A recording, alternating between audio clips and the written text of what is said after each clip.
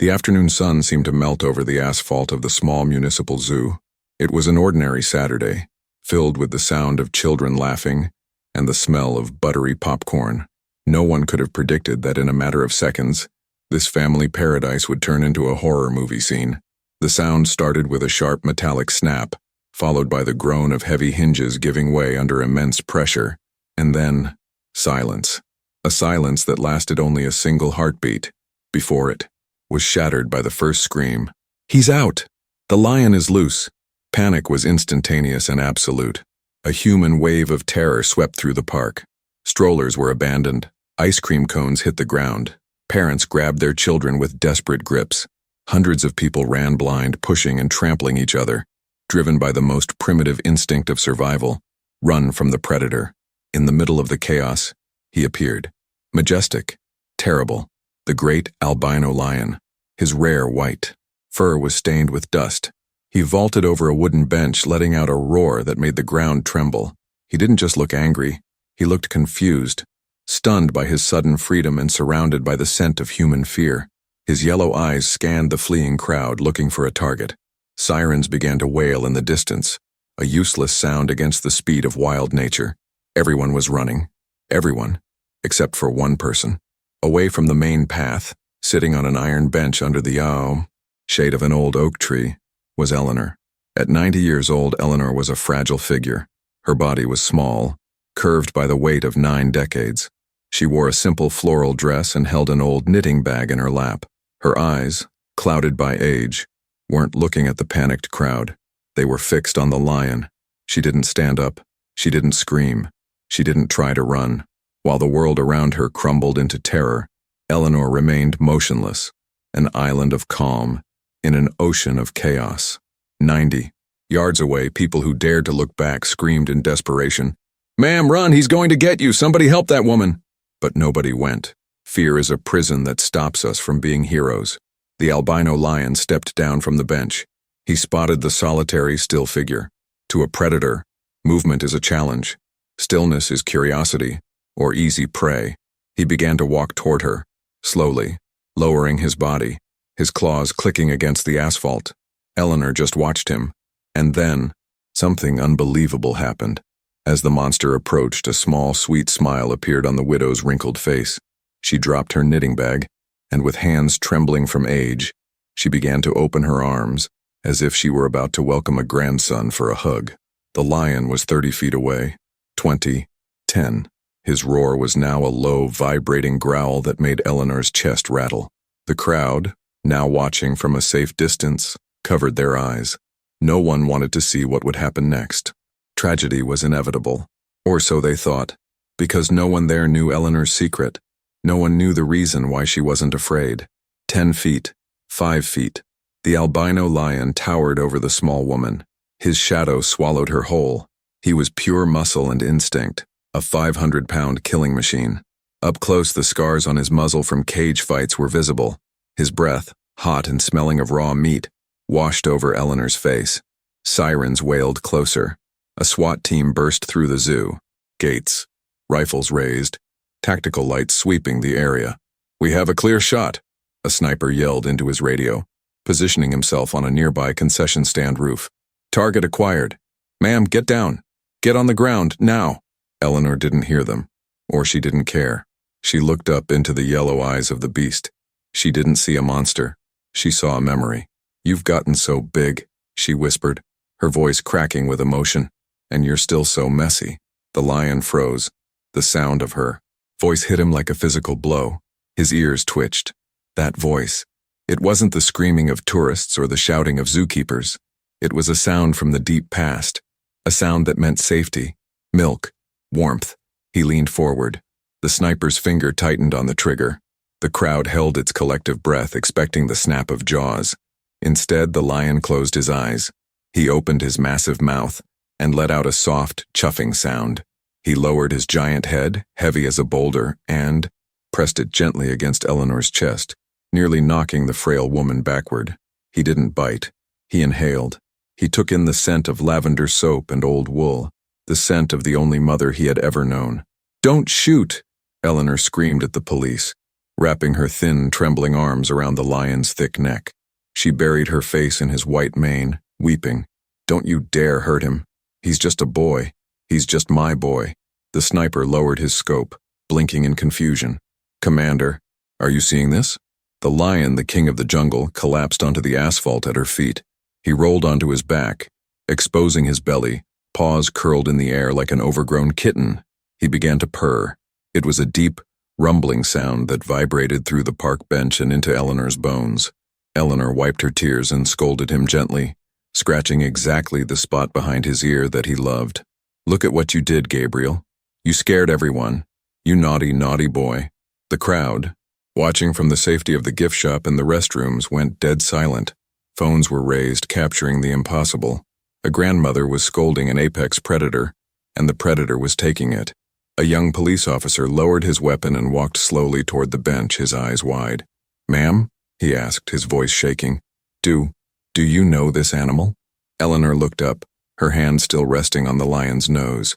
Her eyes were fierce, protective. "Know him?" she scoffed.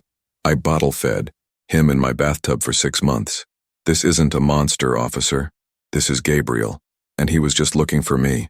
The SWAT team lowered their rifles. The crowd, sensing the danger had passed, began to creep closer, phones recording every second. The young officer knelt beside the bench, looking from the massive predator to the tiny woman. "But how?" he stammered. "He's an apex predator. It's been years. How did he remember you?"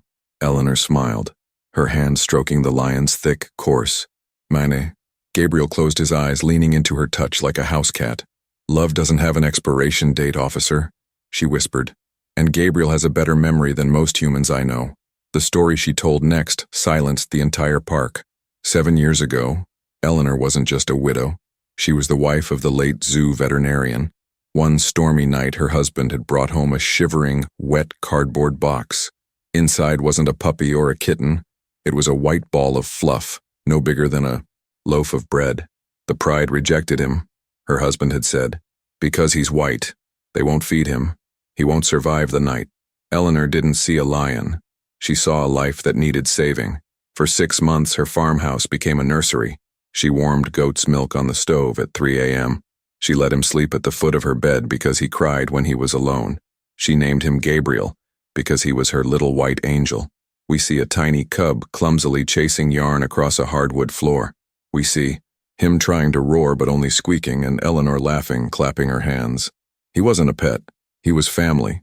He was the child she and her husband never had. But nature is cruel. Gabriel grew and grew. By 6 months, he was the size of a Great Dane. He broke a table just by wagging his tail. The neighbors got scared. The law got involved. They took him away, Eleanor told the officer, a tear sliding down her cheek. They said a house is no place for a king. They were right, of course, but it broke my heart. The day the truck came to take Gabriel to the sanctuary was the worst day of Eleanor's life. She remembered his confusion. He scratched at the crate, calling for her. "I promised him," Eleanor whispered to the crowd. "I pressed my hand against the wire mesh and I promised, I will never leave you. I will always find you." But life got in the way. Her husband passed away.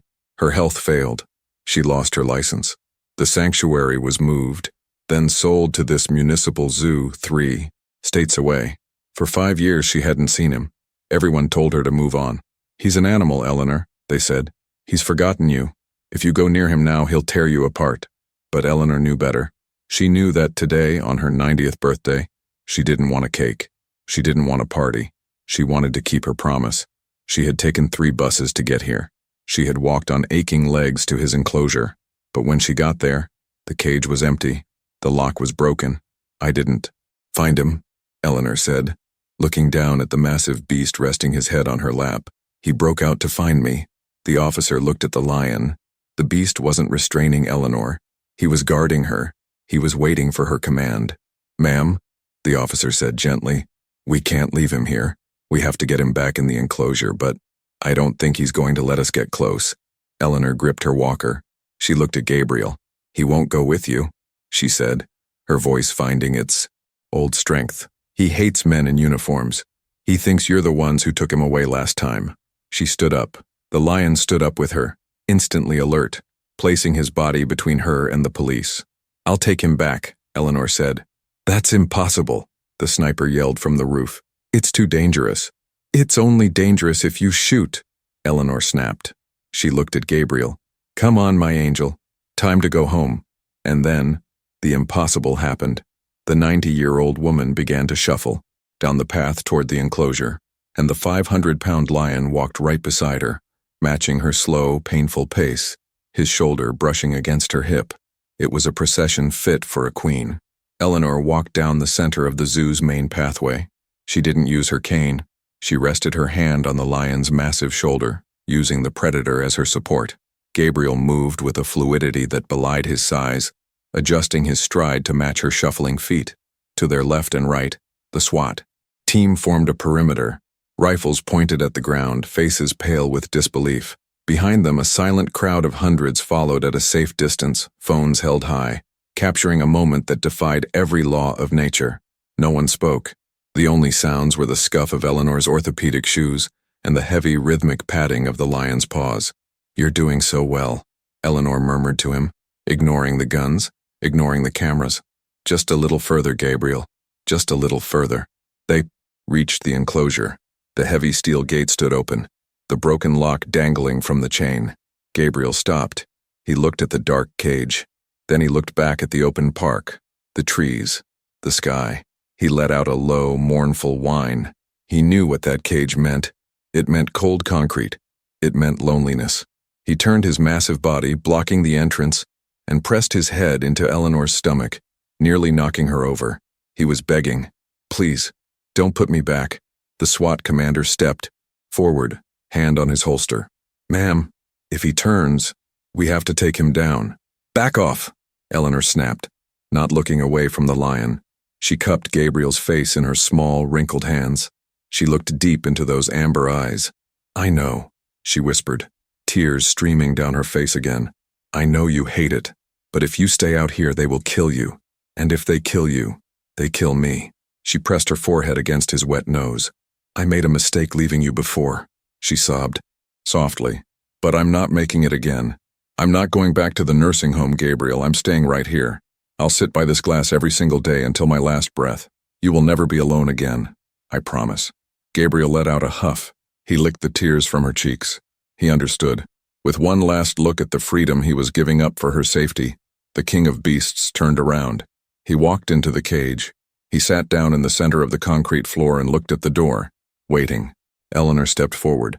Her hands shook as she closed the heavy steel gate. Clang. The sound echoed like a gunshot. She slid the bolt home. The sniper on the roof exhaled. The crowd erupted into applause, not for the capture, but for the love. Eleanor didn't bow. She slumped against the bars, exhausted, her hand reaching through the mesh. Gabriel walked over and pressed his flank against her hand from the inside. Safe, both of them. The video of the lion whisperer grandma didn't just go viral. It broke the internet. Within 24 hours, it had 50 million views. People from Tokyo to Texas cried watching the reunion of Eleanor and Gabriel. But the story didn't end there. The public outcry was deafening. "Free Gabriel!" Placards appeared outside the zoo.